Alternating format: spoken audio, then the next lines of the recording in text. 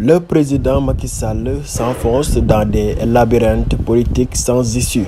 À quelques mois de la fin de son dernier mandat, le chef de l'État montre des signes d'essoufflement à force de courir derrière un troisième mandat suicidaire et tenter de liquider politiquement Ousmane Sonko.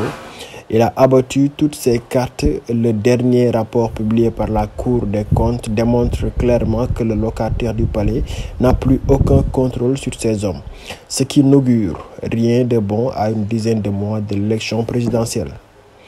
Le président Macky Sall court toujours derrière un autre mandat. Le locataire du palais et ses souteneurs semblent ne pas être rassasiés. Pourtant, ils ont bien profité des fonds du Covid-19. Mais à Benno Bokk Yakaar, on veut tenter le diable pour 2024. Les membres de cette coalition agitent de plus en plus la candidature du président. Un jeu qui ne déplaît pas au chef de l'État. Que je sois candidat ou non, c'est ma décision. Quand je me serai décidé, je le ferai savoir au peuple sénégalais, a-t-il déclaré dans le New York Times. Si la mouvance présidentielle ne court pas derrière le troisième mandat, elle tente de réduire l'opposition à sa plus simple expression. Pour arriver à ce résultat, le patron de Benno Bokk Yakaar doit impérativement éliminer son principal adversaire. Le leader du Parti des patriotes africains du Sénégal pour le travail, l'éthique et la fraternité, PASTEF, est un véritable obstacle pour les projets de Macky Sall. Ousmane Sonko, à lui tout seul, représente la seule véritable force qui se dresse entre Macky et son projet de troisième mandat. Alors, il tente de l'éjecter par tous les moyens. Malheureusement, toutes leurs tentatives ont échoué. Le maire de Ziguinchor est toujours debout. Pendant que le chef de l'État courait derrière ses rêves, ses hommes se la coulaient douce avec les 1000 milliards que des citoyens, personnalités politiques, khalifes généraux et patronats avaient réussi à réunir pour lutter contre les impacts sociaux de la Covid-19.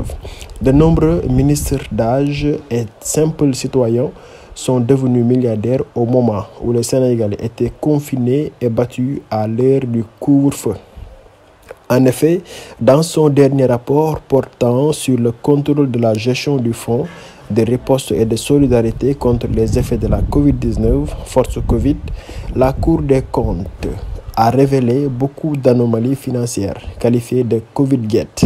Ce rapport engage en premier lieu la responsabilité du président Macky Sall. Beaucoup de voix s'étaient levées pour le mettre en garde sur la traçabilité et la transparence de cet argent. Mais le commandant en chef n'a pas pris au sérieux les inquiétudes des Sénégalais. Résultat, des personnes sans morale se sont servies sans état d'âme. Pourtant, le président Macky Sall avait toutes les prédispositions pour mettre des garde-fous qui auraient pu empêcher ce carnage financier. Mais le chef avait ses priorités ailleurs. Pendant que Macky tournait ses yeux vers l'opposition et son troisième mandat, les membres de son parti se partageaient l'argent des contribuables sénégalais, une trahison pour tous. Les donneurs comme Serigne Mountakha Mbacké, le khalife général des Mourides, avait mis sur la table 200 millions pour les Sénégalais, une somme qui a été engloutie par les hommes du Macky au moment où le lion dormait. Mais ce n'est pas trop tard pour le chef de l'État. Macky Sall peut encore se rattraper. Pour cela, il doit descendre de son petit nuage et traquer tous les délinquants de son parti. Le troisième mandat ne devrait pas pousser Macky Sall à être un complice aux yeux des Sénégalais. Le locataire du palais doit dès à présent lancer l'OFNAC et la CREI aux trousses de toutes les personnes épinglées. Ce petit geste peut sauver son honneur aux yeux des Sénégalais qui se sentent trahis. Dans le cas contraire, Macky peut déjà plier ses bagages. Son laxisme sera un autre aveu d'échec qui pousserait les Sénégalais à le chasser du pouvoir en 2024. Le chef de l'État, Macky Sall, est prévenu. Par imprudence, il a laissé les membres de son régime opérer un véritable carnage financier sur les fonds du Covid-19.